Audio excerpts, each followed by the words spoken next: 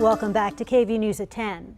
The power you use in your home may have traveled hundreds of miles through large power lines that make up what we call the power grid. But the KVUE Defenders found those lines aren't enough to keep our power grid safe, and it'll take years before we see a fix. Here's investigative reporter Erica Proffer. You ready? Don't call this rural life simple. It's a big responsibility for rancher Whit Jones. Could sit around and talk about it all day long. So keep the land valuable. Cattle. It's a great industry. Healthy. His family established the ranch in 1890.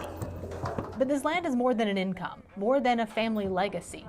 Power companies covet it. It's almost annually that we're presented with either a potential rail line or a new transmission line. Jones lives here near the Texas-Mexico border in Jim Hogg County. It's usually sunny and windy, a vast rural area. I think we need to play catch up. I think we need a big transmission build out. Joshua Rhodes is a research associate at the Weber Energy Group at the University of Texas at Austin. Because if you look at what the power plants that are trying to get built in the system right now, it's a lot of wind and solar because that's the cheapest thing there is to build and there's a high demand. Texas needs it. A deadly winter storm in February 2021 left millions without power. Temperatures stayed in the single digits for days. Hundreds died.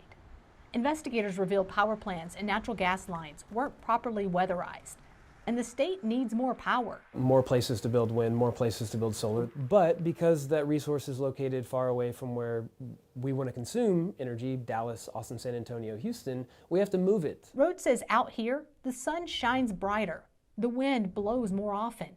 Clean energy needs these ingredients. We need a way to get that energy to cities. That's where that electricity is generated. It's converted into high voltage alternating current that's put on these basically large, long metal ropes that are held up by these big poles, and then it's moved all the way from out there to here. Those poles and ropes are called transmission lines.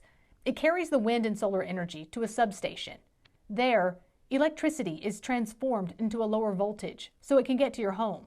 So more people and more homes mean more demand for electricity, more demand for big transmission lines. Researchers at Princeton University mapped out where we need transmission lines for wind and solar alone. Their report shows we would need to at least double what we have in the next 8 years. Right now, construction in Texas totals less than 1% of that. We're looking at A, B, and C, right? Projects take years. We want to promote grid reliability. If anything, the February storms taught us is that we do need to fix things. Fixing hits people like Whit differently. Right. Attorneys Patrick Resnick and Carly Barton showed us how companies must first map out possible lines. Yeah. Consider the environment, This is segment with P. impacted homes, and try to keep the costs down. We need electricity. So this is an existing corridor of transmission lines. But no matter what, power lines pass through private property.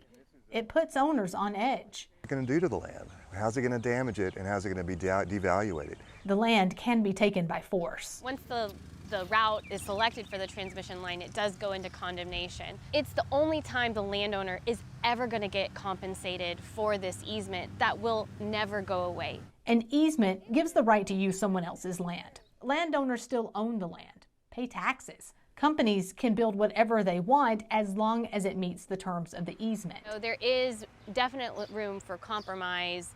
My name is Scott Roots. So the Public Utility Commission of Texas balances the state's need, company spending, and landowner concerns. I've been in the farming business for almost 45 years. From location. It's very difficult to go around these large lattice structures. My support 16 mod to was material. Conditioned on the use of monopole structures. Commissioners must consider cost. The number that jumps out at me is 42% cost increase.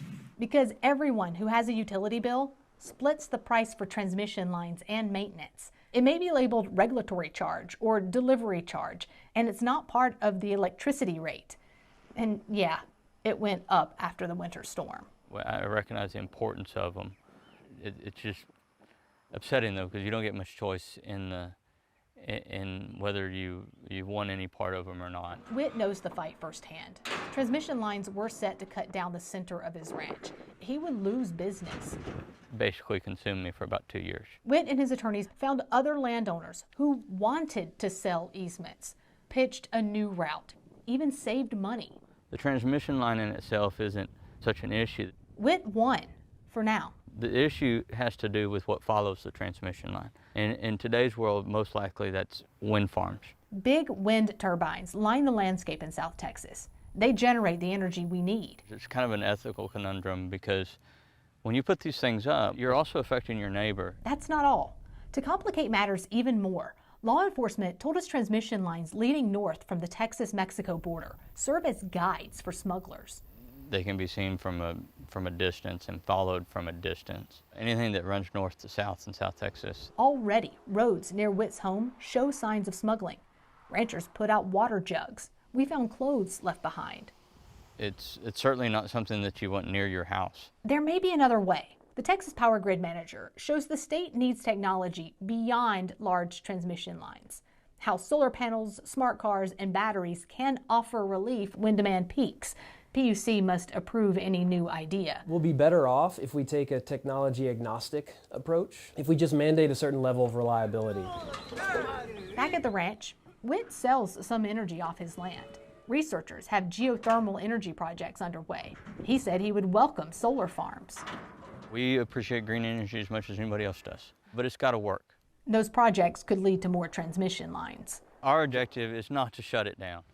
You know, our objective is let's just be very thoughtful about how we do it. These are our properties. These are our homes. This is our land. In Austin for the KVUE Defenders, I'm Erica Proffer.